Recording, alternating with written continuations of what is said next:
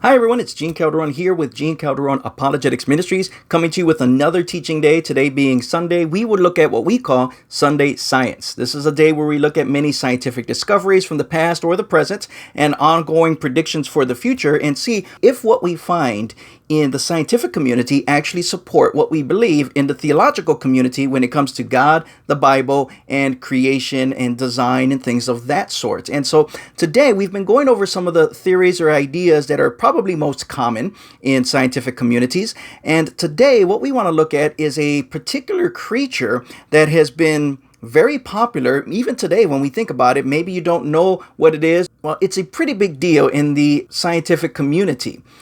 When we read in books such as Darwin's The Origin of Species, when we read in books like this that was published in 1859, Darwin himself agreed that the most obvious and gravest objection which can be urged against my theory, is what he says, was if the fossil record failed to back it up. He goes on to say that, why, if species have descended from other species by insensibly fine gradations, do we not everywhere see innumerable transitional forms? And while Darwin answered that question in his own books with the claim that the fossil record was still incomplete, and he predicted that future discoveries would eventually prove his theory. What's funny is that 2 years after this book was written and after those statements had been made, scientists in Germany dug up a creature known as the archaeopteryx. And Darwinists were sure that this was the missing link between reptiles and modern birds. And based on this theory, we would get the impression that this was just one of many transitional forms in the fossil record that would support Darwin's claims of evolution. So we have to ask the question, does this creature actually show that Darwinism is true? And do we get from a reptile to a bird by some unnatural process, which is a pretty big leap, or does it actually require the intervention of a cosmic designer or a supernatural designer? And supernatural, I mean someone or something that exists beyond nature that is actually designing nature itself. I mean, we do see many strange animals today, such as the duck-billed platypus. I mean, that's pretty popular, and we all look at that creature and think, wow, what is that? Nobody considers that, though, a transitional form or a transitional animal, but it does have the similarities between different classes of animals. And so when we look at creatures like that, just by mere appearance, some people will claim that something like the archaeopteryx may be half bird, half reptile, just by looking at it. But when we take a closer look at a creature like this, we can actually see that actually it does not even come close. Because besides the fact that the archaeopteryx does have modern feathers, birds and reptiles cannot be part of each other. There's far too many differences that we'd have to consider. First of all, the breeding practices between birds and reptiles are very different, and the structures that they use in order to breed would also be very different. The bone structures are going to be different. The anatomy of the creatures, such as the lungs for a bird, are going to be very different than those from a reptile. And even the weight distribution and the muscle distribution between these two animals are, again, very, very different and wouldn't be able to exist one way or another or at a halfway point for these creatures to actually exist.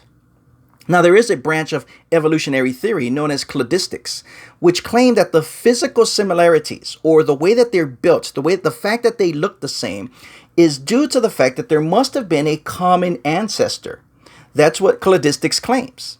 And so when we go back into the fossil record and to see if this actually holds up, what we start to look for, if we want to make that claim, is for reptiles that look more similar to birds in their skeletal structure. We have to be careful with that because sometimes when we're looking at the fossil records, we're only looking for those that might support an idea that we want to have proven. And it's amazing to learn that when we actually do look at the fossil records, we do find some reptiles that may be closer to some bird type structure or anatomy, but those don't appear until millions of years after the archaeopteryx was discovered.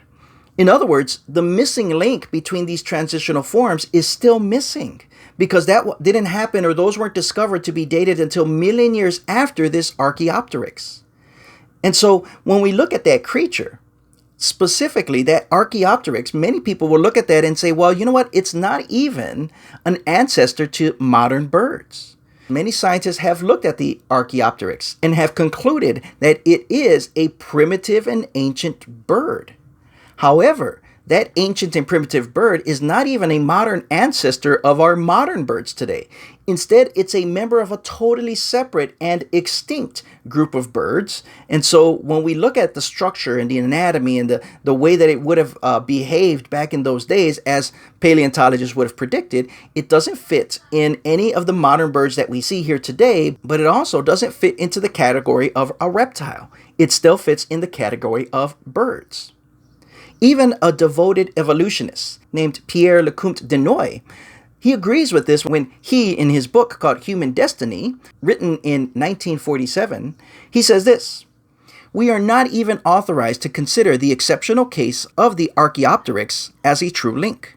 By link, we mean a necessary stage of transition between classes, such as reptiles and birds, or between smaller groups. An animal displaying characters belonging to two different groups cannot be treated as a true link as long as the intermediary stages have not been found, and as long as the mechanisms of transition remain unknown."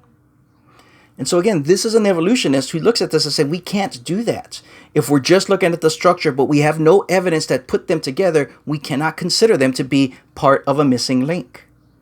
But still, we do see a drive and there's a passion to find transitional support for evolution that sometimes it has led to some embarrassments in the scientific community.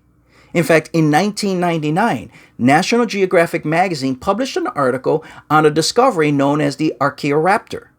It had the tail of a dinosaur but had the limbs of a bird.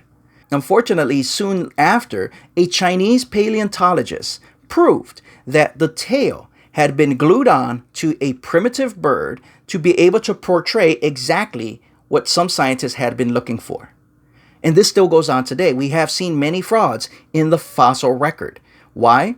Because there is big money in being able to produce fakes that promote an agenda that many are willing to invest in heavily. And so when we take an honest look at the evolution and the fossil records and things like that, when it comes to something like the Archaeopteryx, it doesn't hold up. We still do not find a transitional form between one creature and another. And so when we look at this, it does seem that these creatures were created at a point in time and not having been transitioned from a previous or different set of creatures. We don't see reptiles into birds, birds into reptiles, mammals into one thing. We don't find those transitions. All we find is that they do exist here and they seem to have been created at a moment in time. And from then on, maybe have adapted, maybe have changed, but not from one creature to another. And so that's something we're going to continue to look at as we continue on in our Sunday science teachings. So I hope that you enjoyed this. If you have any questions, thoughts, or comments, let us know what you think. And understand that what we find is going to have to reflect one idea or the other. Either God created all things or somehow things have evolved from a previous creation. And then we'd have to trace that back and actually find the evidence to be able to provide.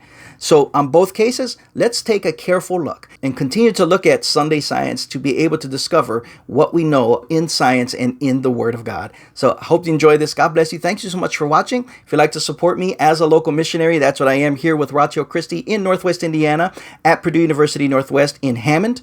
And if you'd like to learn more about what else I do in ministry, I do serve at Freedom Church in East Chicago, serving as Bible studies, serving with worship, and serving in many different areas here in Northwest Indiana. Or if you and your group would like to have a teaching or have a presentation done on any particular topics concerning the Bible, God, or Jesus, or science, or history, or philosophy, things like that, I'm always willing to be able to do that and to arrange that. So I hope to hear from you soon. God bless you. Thanks again for watching.